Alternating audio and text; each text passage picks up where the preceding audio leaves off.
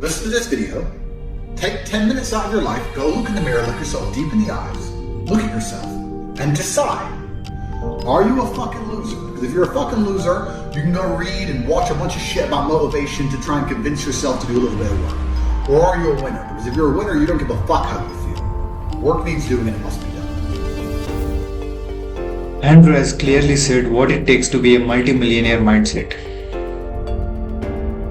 I don't believe there's a person on the planet who pays attention, tries their best, is never lazy, is on time, works hard, has a mentor, and is giving it his all who isn't rich. I don't believe it. I think that if you do all those things, you're rich. And if you don't have any money, you're missing one of those key elements. Now you can fool yourself and you can fool everyone else and you can pretend you're doing them, but if you're truly honest with yourself, am I finding people who are trying to teach me what I want to know, and am I trying my best? And the answer is fucking no every time.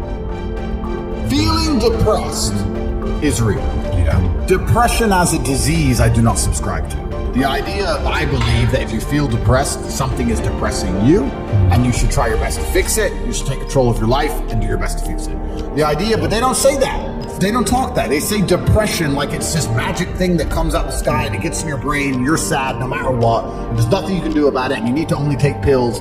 And I think that's a very bad way to look at the world, and that's a bad idea to subscribe to. And if you start to feel depressed, let's say your girl leaves you and you start to feel depressed, but you believe in the idea of depression, you're now going to start diagnosing yourself as clinically depressed, self-hypnosing yourself into hypnotizing yourself into being clinically depressed. And it's amazing how you can speak things into existence. I cannot become depressed because I don't believe in it.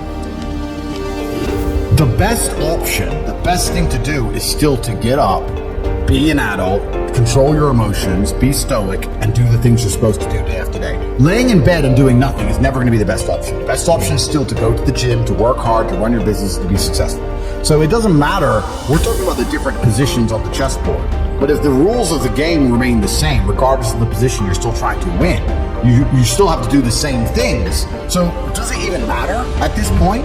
If you come along and say he's depressed because of X, and he's depressed because of Y, and he's depressed because of Z, and the answer to all of them is still the same thing, then I don't give a fuck why you're depressed. All I know, what I will say as a matter of fact, is this world is hyper-competitive, especially as a man. Most men are walking through life and they don't realize that it's constant competition. I was driving here, even as I was driving here, I was looking out the windows, and all these people just walking around. One of them had a fucking croissant. One of them was dressed like a dickhead because it's London. He thinks he's fucking looks cool. He's a fucking moron. We've all seen them. Yeah, moron. Some of the dude just talking shit on the phone. Some other guy with headphones in, waiting to be fucking murdered, wouldn't even hear it coming. And all these NPCs, I'm just looking at them going, do they realize they're in endless, constant competition? Every single pound they want, someone else wants. Every single girl they want, someone else wants. There are people like me out here. I will destroy, you could get all 30 of them in a room, and I will sit by myself and absolutely annihilate them in any single metric. And they're just sitting there just fucking floundering and wandering through life, unaware of how competitive the world is. What, and whinging how unfair And it is. whinging and how unfair it is. And this is my point. If the world is truly that competitive, you do not have time to be depressed because it's a non-competitive mind state.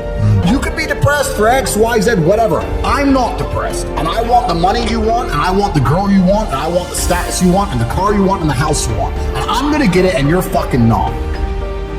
I truthfully believe that the universe is a very giving place.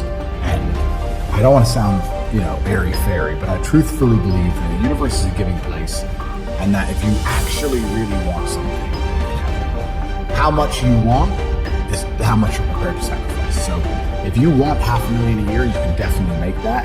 And that level of stress you'll absorb for that money and the amount of headache you'll go through, if that's the amount you're prepared to accept for a happy life, you'll have it. Do you think anyone can do that though? I think that you have to pre-decide, right? So even my level of wealth comes with enormous stress. Governments are after me. Like most people are not mentally prepared for the bullshit I go through. So the number one factor that's going to decide how successful you are as a person is your ability to absorb stress, your stress level. The better you are at dealing with stress, the more problems you can fix, the more money you're going to make. So you have to decide where on that scale, because you could just be homeless and have no stress. You could be a brokey, you'll be able to dole, and just, I'm broke, nothing really troubles me. So you have to decide on that level where you want, how much stress you can possibly absorb as a man, And then if you truly want that level, you're going to get it. I believe any man can make anything they want, depending. Any one of you here, I have no idea how much money you're making, but if you're to say, you know what, I'm throwing away my relationship, I'm throwing away my social life, I'm going ham, I'm going nuts, I don't care what they do to me, I'm gonna go and I'm gonna make it. You'd make a bunch of money, but there's a bunch of garbage that comes with it. So you have to decide, right? I sit here as a billionaire, and I sit and say, I will teach you how to make money online. Anybody, 18 Modern Wealth Creation Methods, it's $49 a month. I will teach you. And people will sit there in their brutal arrogance and as a brokey with no money and go, yeah, but can he really teach me? I have everything you've ever fucking dreamed of. And I have all the money. You have nothing. And you're so arrogant that you believe you know more than me, or that you can do it without me, or that I don't know how to teach you. The arrogance of people is truly mind-bending. If you know so much, why are you broke? You obviously don't know. If I want to learn how to box, I wouldn't walk into a boxing gym, find a guy who can box and go, yeah, you know, not bad, but can he really punch? Like, this is how people think when it comes to money. You guys are all successful enough. You can sit there and say, look, I do X, Y, Z. I have X, Y, Z. You don't have it. So do you want to learn how to play piano from the piano teacher, or do you want to sit there as an arrogant brokey? Most people are brutally arrogant. And you can sit there and you can try and help them, and they're just so arrogant. They think, oh, I can do it myself, or I'll work it out myself. I don't need help. And it's arrogance, and it keeps them at the bottom. Everything great that's happened to me in my life, someone taught me. I kickboxing coach. My dad was my chess coach. You get taught things. To sit there and think you're too good to learn, well, this is the problem. Most people are broke. Most people are broke because they're arrogant. This is the truth. There's nothing to do with how stupid they are. They're just arrogant people.